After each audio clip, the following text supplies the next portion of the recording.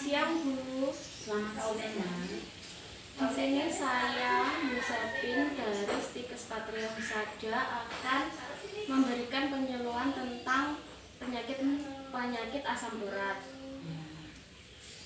Apakah Ibu sudah mengerti tentang penyakit asam urat? Belum. Apakah di keluarga Ibu sudah ada yang menderita asam urat? Sudah, saya sendiri. Jadi apa yang Ibu rasakan dengan penyakit asam urat yang Ibu derita? Nyeri dan kaku.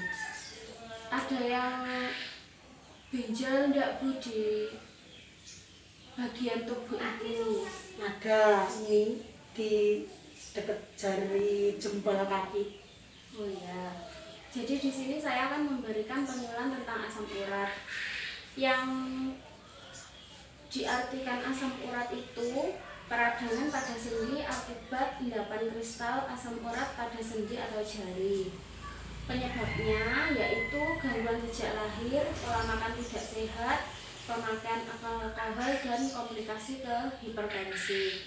Di keluarga Ibu ada yang menderita hipertensi enggak Bu? Ada, ya saya. Sudah berobat ya Bu? Sudah. Dan tanda gejala dari asam urat yaitu bengkak pada sendi, nyeri pada sendi, sendi kaku atau tegang, kemerahan, pusing, demam, rasa malas, dan nafsu makan menurun.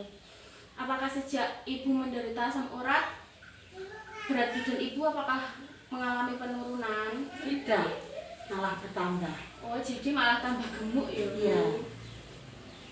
Lalu penata laksanaan diet untuk penyakit asam urat adalah pembatasan purin, kalori sesuai dengan kebutuhan, dan hindari kelebihan atau kekurangan gizi, tinggi karbohidrat, rendah protein, rendah lemak, dan tanpa alkohol. Bahan makanan yang tidak boleh diberikan pada penyakit asam urat adalah protein hewani, khususnya usus, kerang, paru, hati, limfa, otak, kaldu, dan sarden. Untuk sayurannya buncis, bayam, jamur, dan kembang kol. Dan indikasi diet pada asam urat, makanan yang boleh dimakan tetapi harus dibatasi adalah daging ayam, ikan tongkol, bandeng, jenis kacang-kacangan, dan biji-bijian. Sayuran hijau seperti bayam, nangka muda, emping sawi, kubis, dan minyak dalam jumlah terbatas. Dan pada penyakit asam urat ini harus banyak-banyak minum air putih Bu. Jadi minum air putih itu sebanyak 200 cc setiap 2-3 jam pada siang hari dan saat terbangun untuk buang air kecil pada malam hari. Nah tadi kan katanya Ibu ada benjolan ya Bu ya, Iya. di kaki Ibu.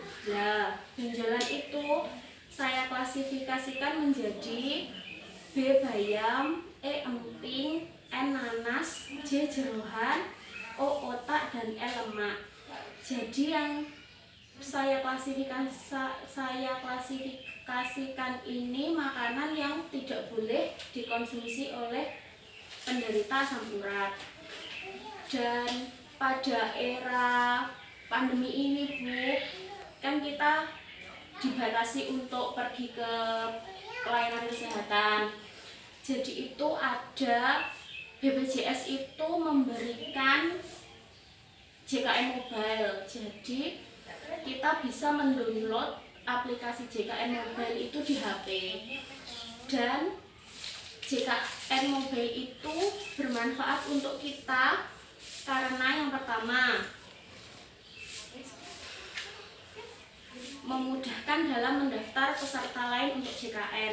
Jadi itu kita mendaftarkan kakak kita yang ada di kakak itu kita bisa lewat JKN Mobile itu Bu. Jadi kita tidak perlu pergi ke BPJS Kesehatan. Dan yang kedua memudahkan kita jika ada data kita yang berubah. Jadi kalau misalnya kita merubah data itu kita juga langsung bisa di HP. Jadi tidak perlu di BPJS Kesehatan. Kemudian mendapatkan antrian online di fasilitas kesehatan. Jadi sudah ada beberapa fasilitas kesehatan yang masuk di JKN Mobile. Misalnya kalau kita mau ke puskesmas, kita bisa antri, tinggal ngeklik di HP itu Bu. Jadi kita tidak perlu ke puskesmas sana. Kemudian memudahkan mengecek tagihan serta pembayarannya, memudahkan mengajukan keluhan saat ada hal yang mengecewakan, memudahkan kita dalam mencari daftar dokter untuk berkonsultasi. Nah, kemudian ini Bu, kan kalau di rumah ibu ini kan ada jendela yang tertutup. Ya. Jadi kriteria rumah sehat itu harus ventilasinya jangan ditutup Bu, jadi harus terbuka setiap hari. Kemudian posisi jendela pada kamar tidak tertutup lemari. Lalu jika pada kamar pencahayaan kurang atau redup, kemudian pengap, ya itu bisa mengganti genteng dengan genteng kaca agar sinar matahari mudah masuk ke kamar. Jadi suhunya juga diganti gitu Bu. Ya. Gitu ya Bu, penyuluhan yang saya berikan. Jadi apakah Ibu ada pertanyaan tentang penyuluhan saya ini? Sudah cukup.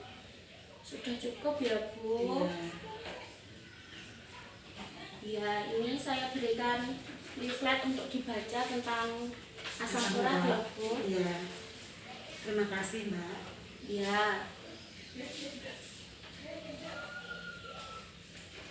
Selamat sore Bu. Selamat sore.